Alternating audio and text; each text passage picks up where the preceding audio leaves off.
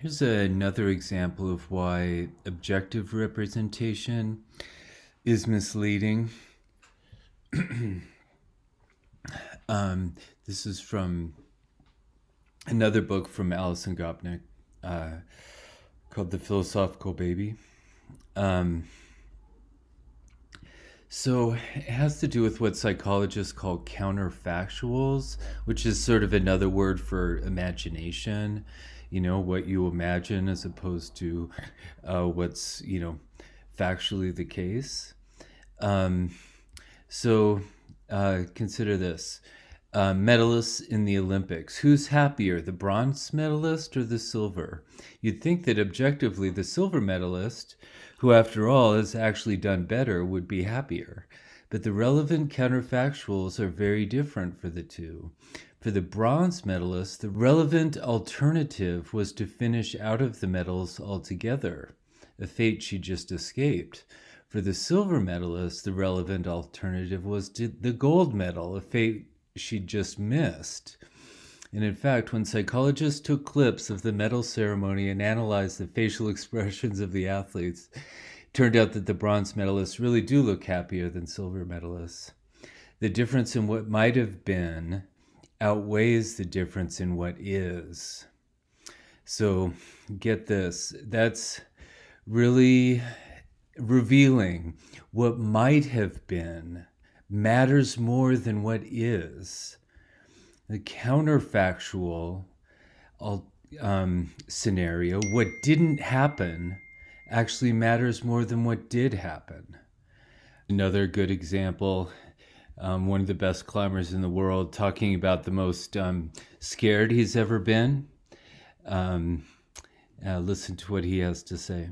Fear for yourself in climbing is not actually all that scary. Being scared for someone else that you care about is far, far more scary. So the most scared I've ever been by an order of magnitude was when my daughter fell out of her pram and fell down a set of stairs when she was 1 or 2. But the next morning, she was absolutely fine and, no lasting damage. Actually, if I think about it directly, I still get quite upset. So that's such as the lasting scar that it leaves on my mind, despite the fact that there was actually no long-term consequences. So that's quite amazing, I think. This guy who's, such an amazing climber, has done all these super scary things. And what scares him the most and still scares him is something that never even happened. It's just something he imagined. Um, and so I'm just trying to emphasize, give you examples for how much to use again the metaphor of color from the epigram to barbarian days, how much our experience, our real experience, is colored by things that might not be objectively real. This is Chief Plentycoo, who's the leader of the Crow tribe when they were forced onto reservations by the United States government. He was a great diplomat and visionary. There's a very interesting book of philosophy about him called Radical Hope: Ethics in the Face of Cultural Devastation. Plentycoo refused to speak of his life after the passing of the buffalo, so that his story seems to have been broken off, leaving many years unaccounted for. "I've not told you half of what happened when I was young," he said. "I can think back and tell you much of war and horse stealing, but when the buffalo went away, the hearts of my people fell to the ground, and they could not lift them up again. After this, nothing happened. You know that part of my life as well as I do."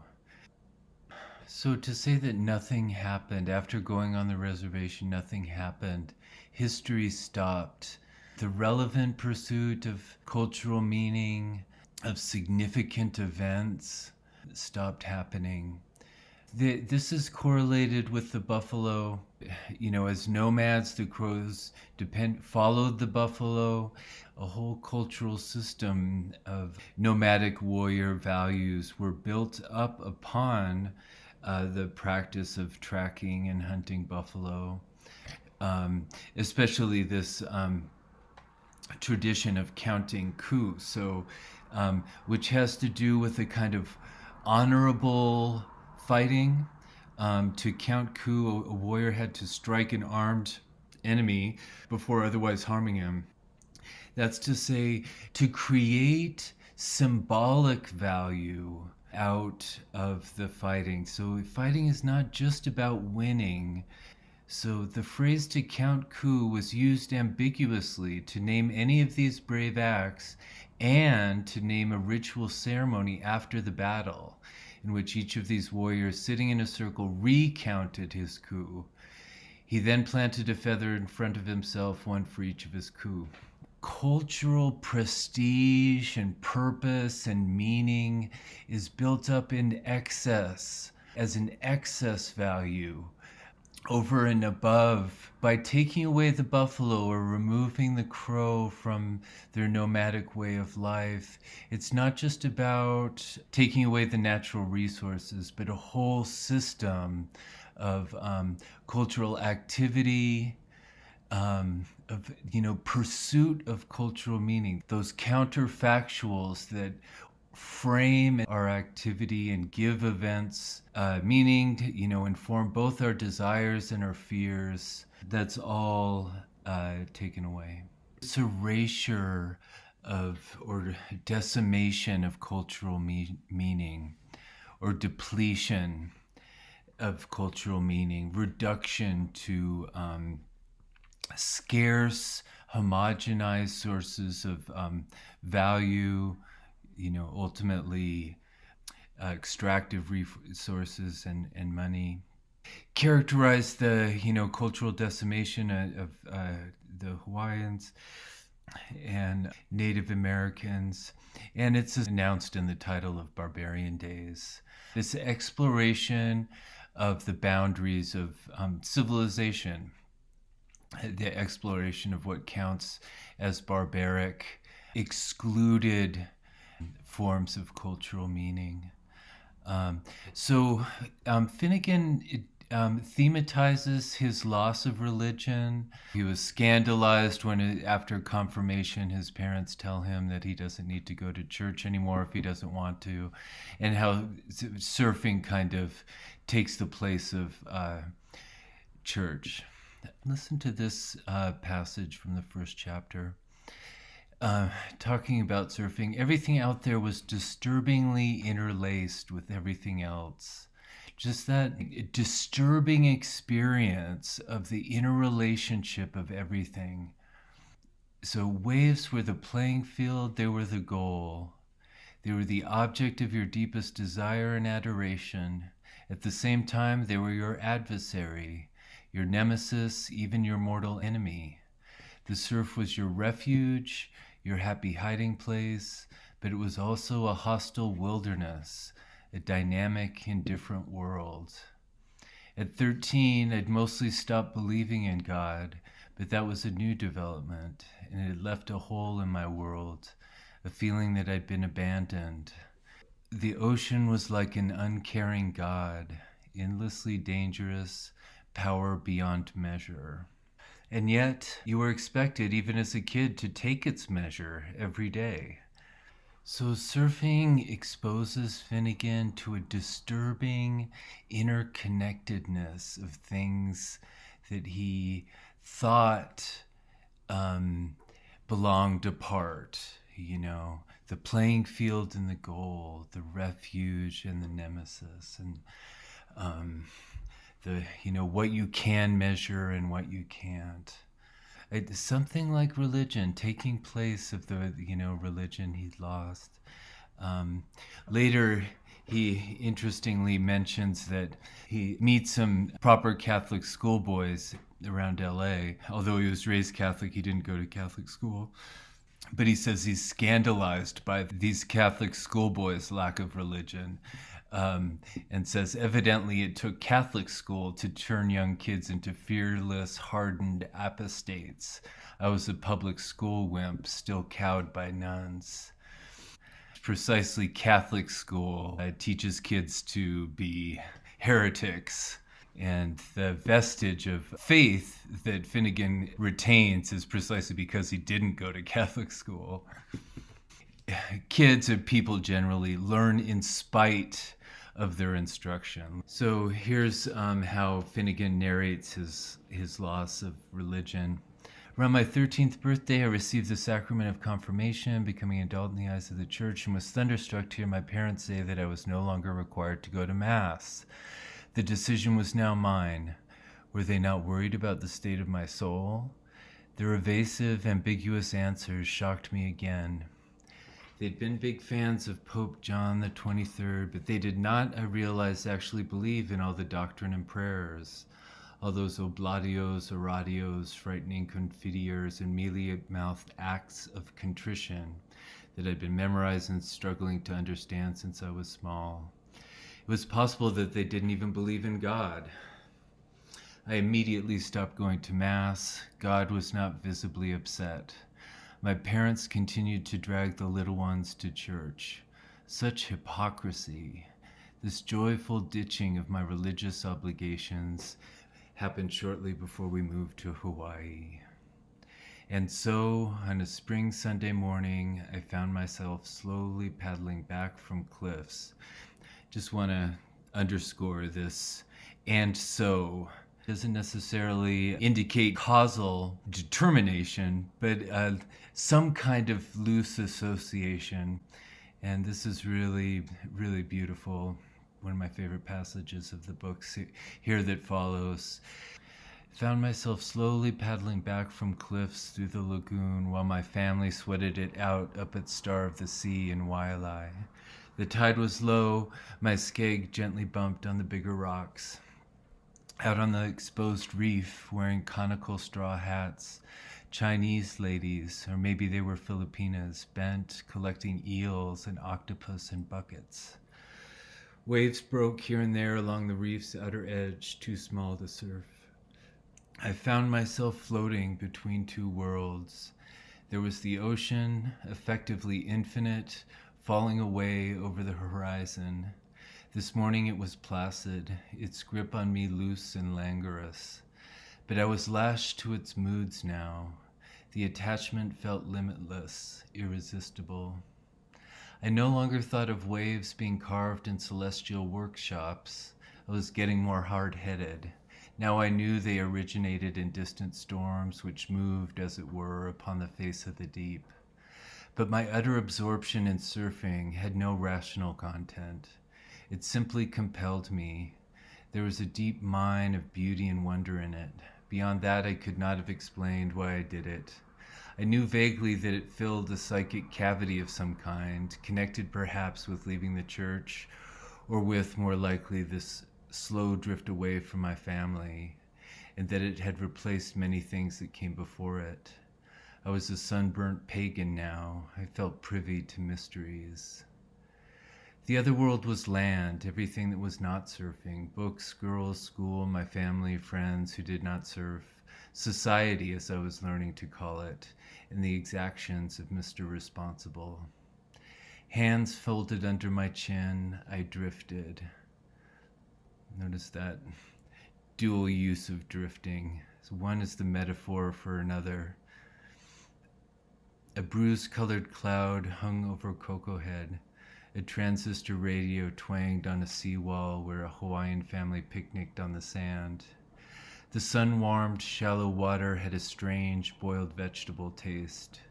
The moment was immense, still, glittering, mundane. I tried to fix each of its parts in memory.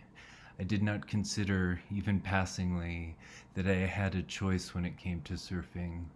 My enchantment would take me where it chose. Being lashed to the ocean, like he said before, interlaced. Everything is interlaced with everything else. These formal metaphors of webbing, intermeshing. So the pagan mysteries are contrasted with the conceptual terms of normative currency of society, but the mysteries themselves represent a kind of different logic, kind of rhythm. It's like the drifting, sensuous, embodied movement.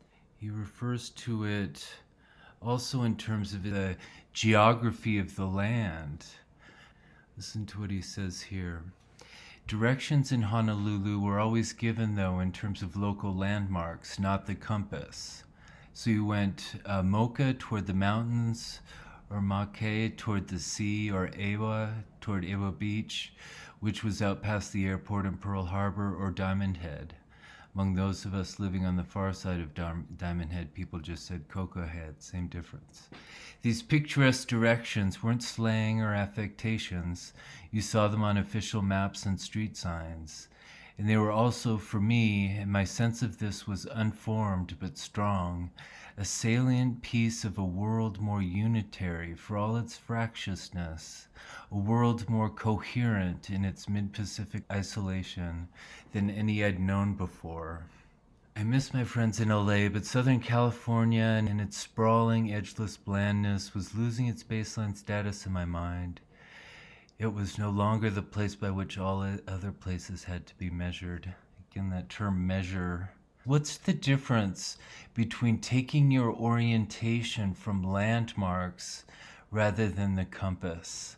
I think that indicates something about what he means by interlaced, the interlaced experience of nature, like the contrast between, the barbarian and the civilization.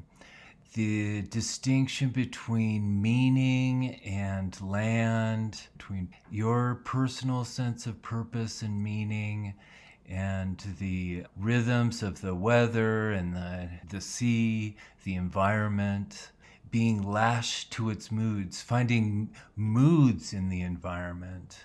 These terms, interlacing and lashed, he's describing himself as kind of artificially, prosthetically connected to the environment. He's using the artifice of his writing to describe an artificial kind of interpenetration of himself and the environment. But perhaps fittingly, this new sense of religion and, all the ecstasies of surfing and travel and so on bring a new sense of sin or actual self-contempt is a big theme of the memoir as well. As he puts it on page 251, being a rich Orang-Putih white person in a poor brown world sucked irredeemably. We, that is, sucked.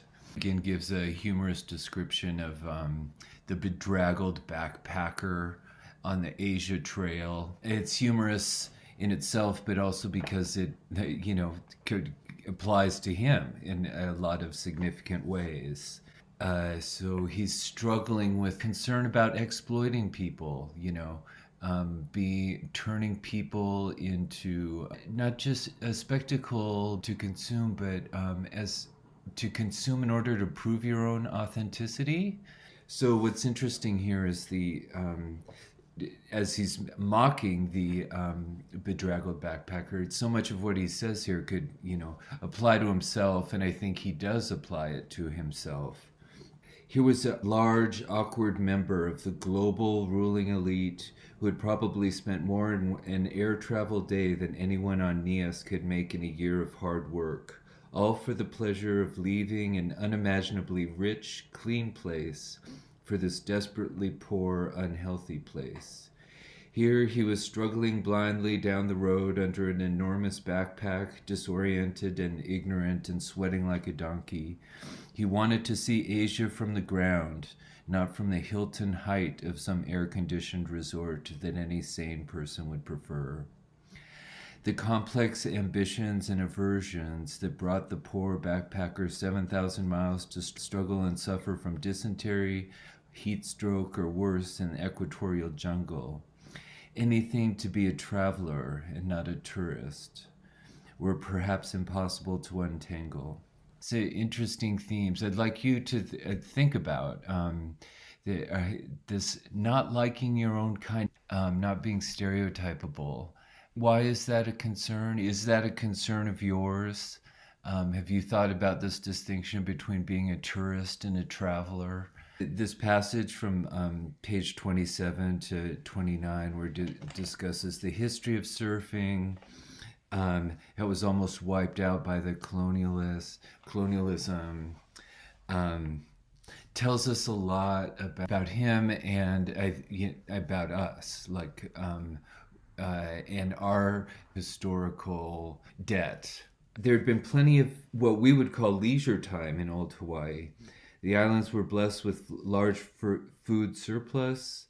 Its inhabitants were skilled fishermen, terrace farmers, hunters, built and managed large systems of fish ponds.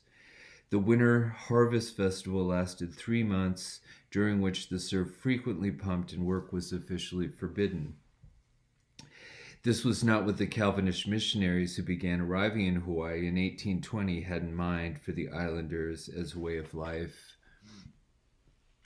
Hiram Bingham, who led the first missionary party, who found itself in a crowd of surfers before it had even landed, wrote that the appearance of destitution, degradation, and barbarism among the chattering and almost naked savages, whose heads and feet and much of their sunburnt, swarthy skins were bare, was appalling. And 27 years later, Bingham wrote, "The decline and discontinuance of the surfboard as civilization advances may be accounted for by the increase in modesty, industry, or religion." He was not wrong about the decline of surfing. Hawaiian culture had been destroyed and the people decimated by European diseases. Between 1778 and 1893, the Hawaiian population shrank from an estimated 800,000 to 40,000. By the end of the 19th century, surfing had all but disappeared. The historians Westwick and Nischel count Hawaiian surfing less a victim of successful missionary zeal than of extreme demographic collapse, dispossession, and a series of extractive industries, sandalwood, whaling, sugar, that forced the surfing islanders into a cash economy and stripped them of free time. So it's this form of extractive industries, monoculture, cash economy. He refers later to searching for new surfing spots. They can't. There's something about them that can't be mapped. You can look at a map and see features that might produce waves, but a wave itself is such a unique result of all sorts of idiosyncratic local phenomena that it can't be mapped. And I think that's a really illustrative point. It can't be reduced to an abstract schema. He says, looking at a chart of a place you knew, particularly a place that got good waves, it was so easy. This is why that spot is good under the right conditions. A two-dimensional chart suddenly became a multi-dimensional vision of rideable waves. You could isolate half a dozen factors on the chart alone. But studying charts of places we had never seen, we were flying blind. This was decades before Google Earth. We had to trust in Willard Boscombe, the great oceanographer who wrote in Waves and Beaches, "This zone where waves give up their energy and where systematic water motions give way to violent turbulence is the surf. It's the most exciting part of the ocean." What he's describing here is interaction along the margins, ecotone, the space where two ecosystems bump up against one another, the ocean and the land. There's this zone in between where there's this overlap. Same thing like the prairie and the mountains. There's a certain zone of overlapping there. And I think that's true of human cultures as well. These points of overlap between there's a system, a cultural system, a cultural currency, and then there's the spot on the margins where it overlaps with other systems, other coherent systems. And this is the most interesting part. And I think this is what culture is about. I mean, creative, expressive culture is always about exploring the margins, exploring boundaries where the predictability breaks down, and a kind of creative exploration can happen. Thinking about adventure sports, maybe not right to call them sports, or that they put the idea of a regulated sport a little bit, make it a little bit dubious. Here's how the great rock climber Johnny Dawes describes it. He was a cutting-edge rock climber and also something of a kind of guru philosopher of the sport. Probably the most stupid, risky thing I've ever done, which I suppose doing on film, they can immediately give you a driving ban. I got out of one side of the car and having put a brick on the accelerator, went across the bonnet and in the other window. Nobody's there to see it. I mean, now I mention it, people will hear about it and then maybe it has some sort of exchange value, but not at the time, It's not like I was doing it to sort of use later. The world was incredibly boring, really. It's just been ground into a sort of a mush. And the things that I really appreciated sort of didn't exist. There's plenty of kind of thorns around, but nobody had bothered to keep the mulberry trees. Well, I like mulberries. Between the 1980s and the mid-1990s, Johnny Dawes redefined rock climbing. He put up a clutch, the world's hardest and most frightening routes, a period he has recently revisited in his memoir, Full of Myself. A route that gained almost mythical status for difficulty combined with danger was the Indian Face on Snowdon.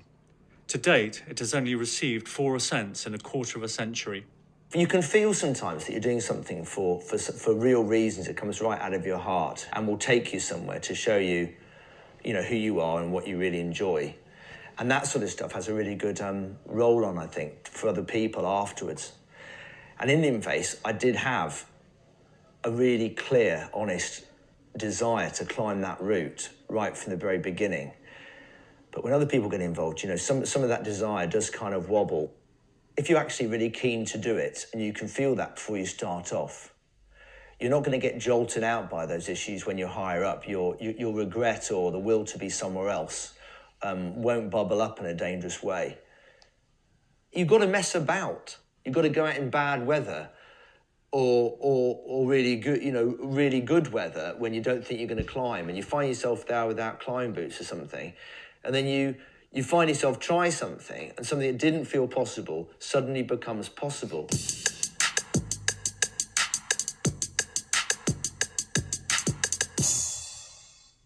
I was a fierce little bugger, really, and really determined to the point of view. There was no doubt in my mind that I'd do these things. I was just really shocked that I did them really kind of straight away.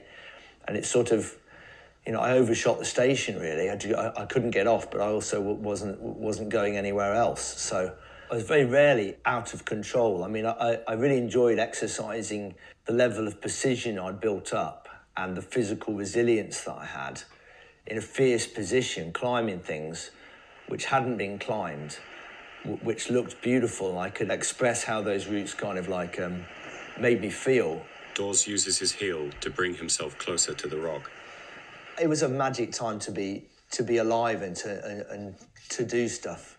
I met some fantastic people, who steadily drew me out of my, spiky cocoon. I ended up being really close friends with them, and I really enjoy their company. I think rock climbing gave me enough time to do that. I'm sure playing music would be something like that, or any. I'm sure there's nothing special about climbing. People always slag off anarchy as if it's got no structure and no love and no capacity to self-organise. But it has got capacity to self-organise. You know, we took something very, very small and made something brilliant out of it. Used hardly any resources. We had a brilliant time. You know, we got laid and ate well and slept well. And you sort of think, what the hell is the point in working so hard just so that you can have a fancy house and car? A car that you can't even drive well as well, or get anywhere, because everybody else has got cars. We shared cars. I was talking about the difference between being a tourist and being a traveler. And I guess it has to do with, you know, learning from the environment, to let the environment happen to you. I guess that's sort of a theme that we've been talking about, learning about oneself through traveling through the world. And in Barbarian Days, I think it's related, you know, to Finnegan's kind of antagonism from his family. He, you know, left his family when he was real young, but I think that's you know, true for all of us. I mean, that's a thesis of Alison Gopnik's as well, that we become who we are, you know, beginning in adolescence by bonding less and less with our parents and more with our peers in the outside world. And I think that's a lesson that we resist maybe more than ever these days, of helicopter parenting.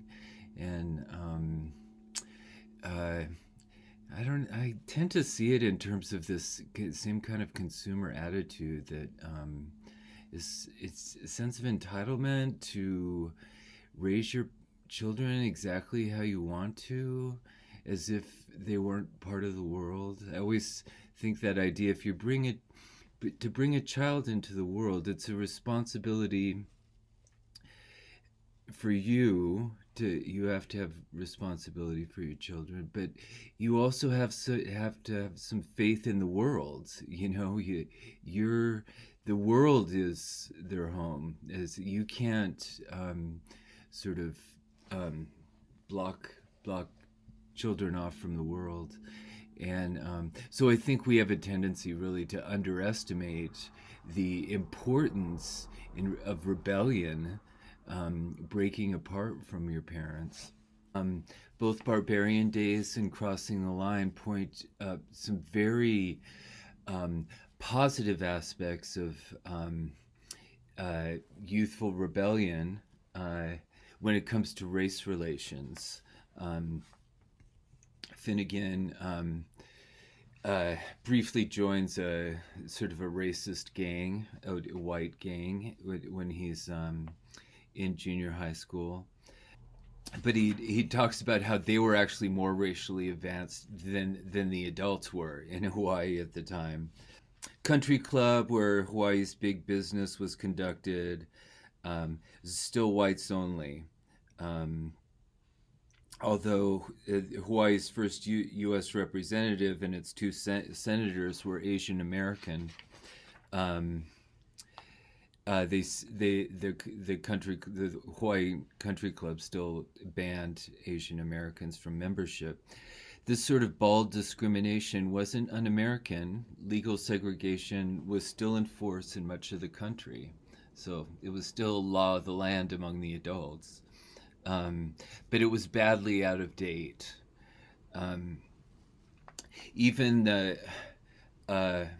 low-rent Howley kids in his gang were more enlightened.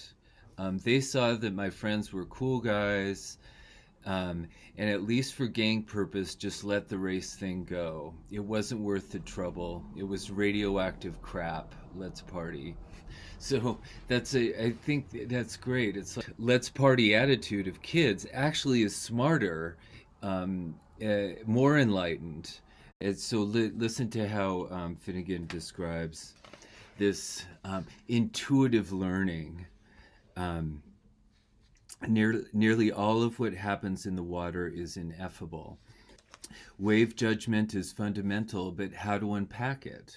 Innumerable subcortical perceptions, too subtle and fleeting to express. These last factors are like the ones the ancient Polynesian navigators relied upon when on the open seas they used to lower themselves into the water between the outriggers on their canoes and let their testicles tell them where in the great ocean they were. But of course, the moment can't be frozen. So again, this is, I think, just a really wonderful explanation of intuitive navigation of waves, all this like judgments that you're making subconsciously, but even more so life. Think of all the just unconscious judgments you're always making. The decision whether to sprint paddle against the current following your hunch or to stop and drift, gambling that the next wave will defy the odds and simply come to you, has to be made in an instant. And the deciding factors are just as likely to be non-oceanic: your mood, the state of your arm muscles, the deployment of other surfers. The role of the crowd is in fact often critical. Other surfers can signal approaching waves. You can watch someone paddle over the top of a swell and try to assess in the instant before he disappears what he sees outside. It helps if you know the paddler, whether he's liable to overreact to the sight of a big wave, whether he knows the spot well. Or you may look down the line, up coast or down coast, at someone who may have a better view of what's in store for you than you have, and try to gauge his reaction to what he sees. It's not just your intuition, it's like you are gauging others' intuition in responding to the environment. This idea that it's not your mind controls your body, but exactly the reverse, that your body controls your mind. That's sort of a basic premise of the most effective kind of psychotherapy today, called cognitive behavioral therapy, which is that acting. So we tend to think our thoughts control our behaviors, that we act in response to or obedience to the executive orders of our mind. But really, it's much more the opposite. How we feel, how we think, follows from how we act. So that it really, if you're relying on willpower to change your behavior, it's very unlikely to work.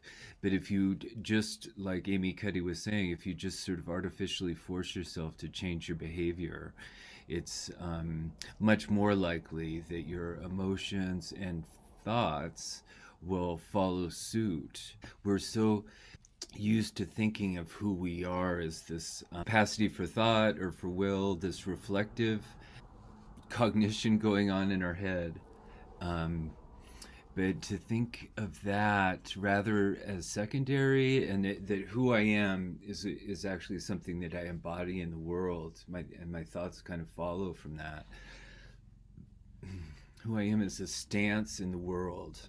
What are nonverbal expressions of power and dominance? Well, this is what they are. So in the animal kingdom, they are about expanding. So you make yourself big, you stretch out, you take up space. And this one is especially interesting because it really shows us how universal and old these expressions of power are.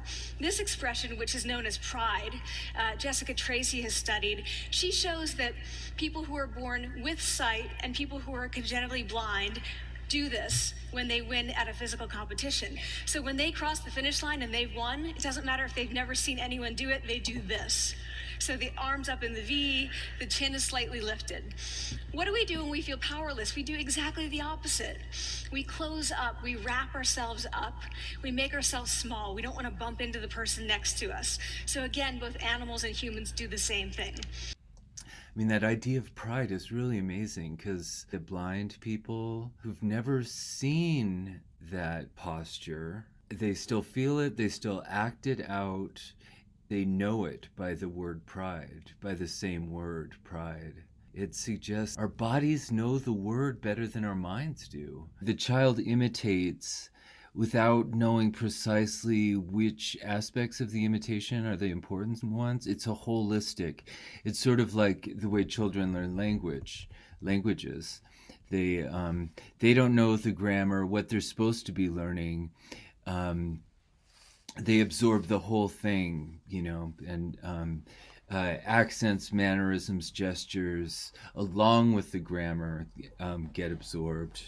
Gopnik's example for this is when she's whisking eggs together for her, baking a cake for her grandson. Her grandson's watching her, and the grandson sees that she does it in kind of an over-elaborate, dramatized way. He imitates this gesture, not because he knows that makes the eggs fluffier, but because this principle of over-imitation, of just absorbing all the accidents and trying to learn from everything. This reminds me of how Finnegan talks about the literature and movies that inspired his dreams when he was young. He writes, "The newly emerging ideal was solitude, purity, perfect waves far from civilization. Robinson Crusoe, Endless Summer. This was a track that led away from citizenship in the ancient sense of the word, toward a scratched-out frontier where we could live as latter-day barbarians." So it's pretty interesting that he's talking about, the frontier and the barbarian existence, but he's learning it from movies and literature. Here's a little clip where Finnegan he discusses the movie a little bit, Endless Summer. As a kid, The Endless Summer was really influential. It was about two surfers from California who travel around the globe looking for waves, and they find the perfect wave in South Africa. They show this beautiful, beautiful little wave just reeling down along the rocks. He knew he'd finally found that perfect wave. The narrator saying these waves look like they've been made by some kind of machine. But there is no such thing as a perfect wave in the ocean. In nature, a wave is this kind of complex, violent event. So that's pretty great. He actually imitates, repeats verbatim the lines from the movie. Speaking of unlikely role models, a movie that really inspired me when I was young was this movie, Breaking Away, about this guy that wants to become a bicycle racer. But it's not just that he wanted to become a bicycle racer. He wanted to become an Italian bicycle racer. Enrico Giamande spends 8 hours a day training to be the finest racer in all of Italy. But Enrico has a problem. He's not in Italy. He's in Bloomington, Indiana. Papa! Ciao, Pop! And he's not Enrico Giamande. I should have hit him when I had the chance. He'd be dead now. Oh, grazie, Tante Santa Maria. He's Dave Stoller. He was as normal as pumpkin pie, and now look at him. But Dave's not crazy. He's never tired. He's never miserable. He's on the road to adulthood. When I was young, I was tired and miserable. You are numero uno, King Papa. And he's decided to take a little detour at the age of 19. What are we going to do about it? I don't know, dear. We could always strangle him while he's asleep. 20th Century Fox presents Breaking Away, the story of 4 guys in imminent danger of turning 20. Finnegan also mentioned this book, Umi, the Hawaiian boy that would be king, how that sort of colored his imagination, his fantasies as a young kid. I totally relate to that. Finnegan mentions the influence of, more highbrow literature like Robinson Crusoe and James Joyce, but again, he emphasizes, as if he were reading a children's book, that what inspired him wasn't necessarily the official lesson that he was supposed to get. For instance, he enjoyed Melville, Shakespeare, Eliot, Hemingway, Saul Bellow, Dylan Thomas, and most devastatingly, James Joyce. I saw now in Ventura, California, the snot green sea, the scrotum tightening sea. The hobos from the old fairgrounds at C Street now came scuttling out of Dubliners. I became, in my own mind, Stephen Dedalus, privately sworn to silence, exile, cunning. Los Angeles was a pallid stand-in for Ireland, but it had its own cultural bogs and treacheries. What Finnegan gets from Joyce is not any concrete lesson, like a moral of the tale, but just metaphors, bogs and treacheries can be translated. It's not like knowledge that could be applied directly. Versatile metaphors that can be, translated into one's own idiosyncratic circumstances. So here he talks about, someone asked him a question about transcendence, like the transcendent experience. Finnegan responds by talking about the idea of how impossible it is finally to narrate such experience. I was just interested in the transcendence part. I think you're such an amazing writer. Thank you for that. And I think you do such an amazing job of, it's very difficult to write about the transcendent experience of surfing. And I don't know if you could share a particular wave that maybe looms very large in your imagination, maybe perhaps many years later, maybe decades later, and we'll just touch on the transcendence. Yeah, it's with me often. I mean, it's not usually like one ride. Sometimes they're like peak rides that you will never forget. Although they always seem to, for memory purposes, they need for me some kind of triangulation usually.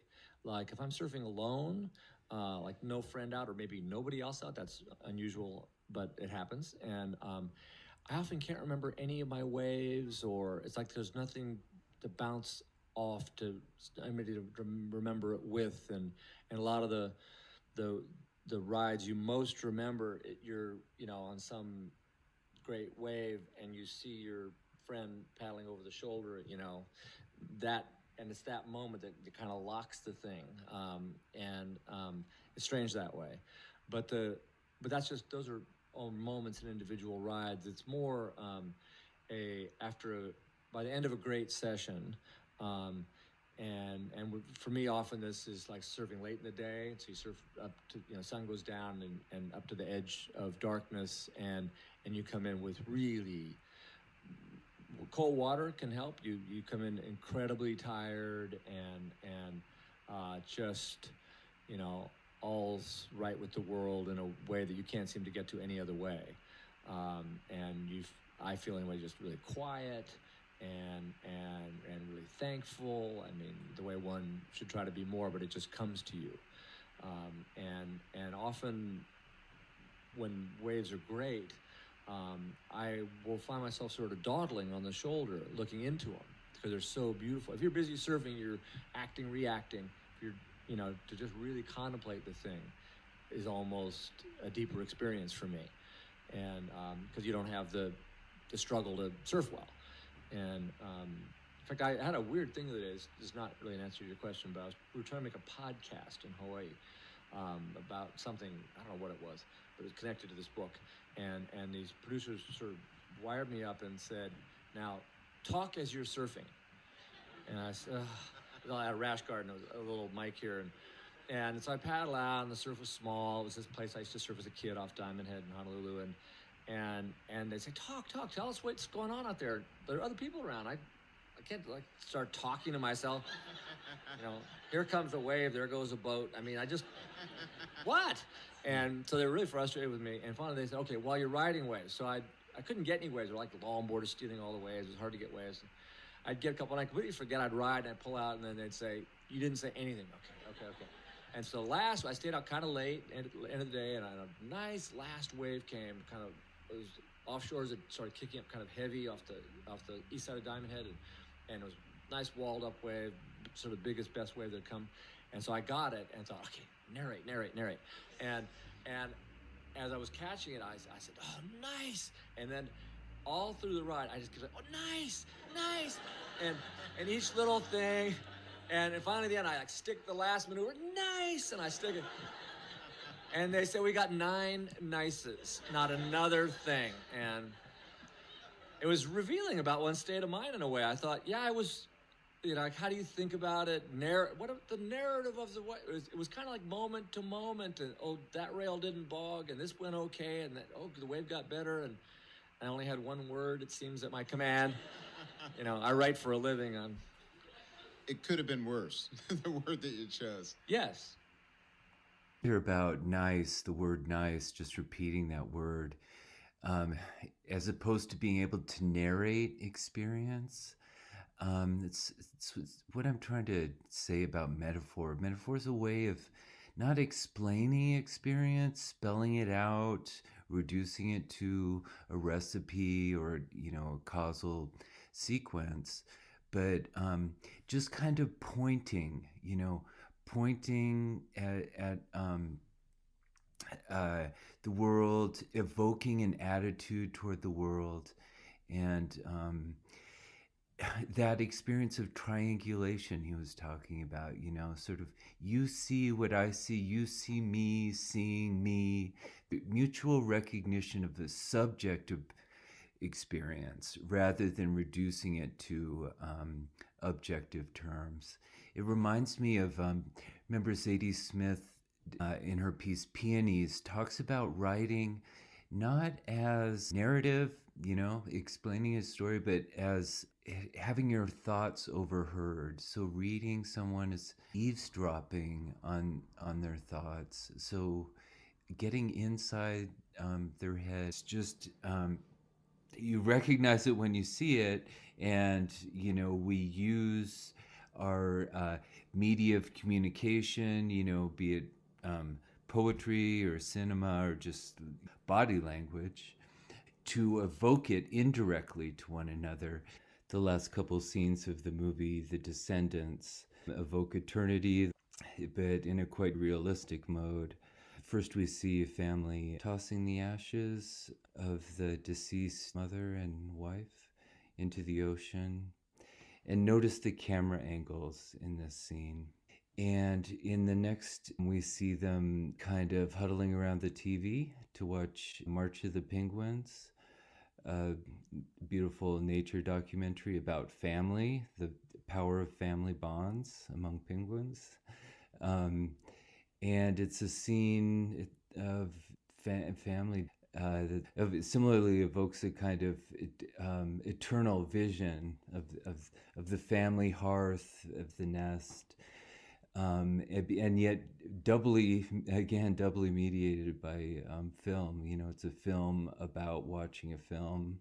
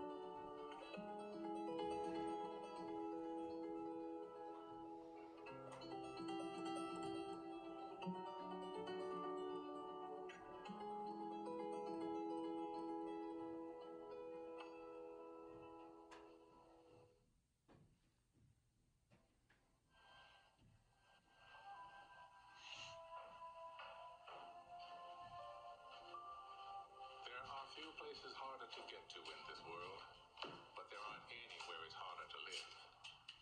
The average temperature here at the bottom of the Earth is a balmy 58 degrees below. Strawberry? When the sun is out. Mocha chip. It wasn't always like this. Antarctica used to be a tropical place, densely forested and teeming with life. But then the continent started to drift south. And by the time it was done drifting, the dense forests had all been replaced with a new ground cover. Ice. As for the former inhabitants, they'd all died or moved on long ago. Well, almost all of them. The emperor penguin is technically a bird, although one that makes his home in the sea. So if you're wondering what he's doing up here on the ice, well, that's part of our story.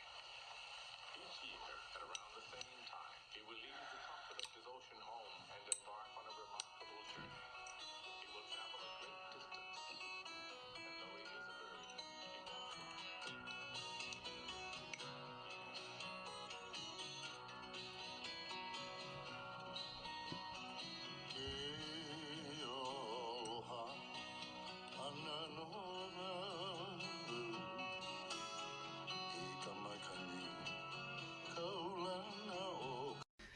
The Descendants is a really wonderful movie. I hope you have a chance to check it out. I don't know if you noticed, but the director puts the camera in the perspective of the ashes. So that first it looks up at George Clooney as he's looking down at the ashes, and then it looks up at the surface of the ocean as the ashes are falling down. So very magical. This is film as, as magic, or, as religion. Technologies of eternity. There's a nice passage in Barbarian Days where he talks about the Dr. Mark Renneker, how he uses surfing as a metaphor. He says, the funny thing is, I'm not really interested in cancer. As a cancer doctor, I'm interested in people's response to it. A lot of cancer patients and survivors report that they never really lived till they got cancer, that it forced them to face things, to experience life more intensely. What you see in family practice is that families just can't afford to be superficial with each other anymore once someone has cancer. Corny as it sounds, what I'm really interested in is the human spirit, in how people react to stress and adversity. I'm fascinated by the way people fight back, by how they keep fighting their way to the surface. Mark clawed at the air with his arms. What he was miming was the struggle to reach the surface through the turbulence of a large wave. So mimicking the metaphor. It's like fighting to the surface.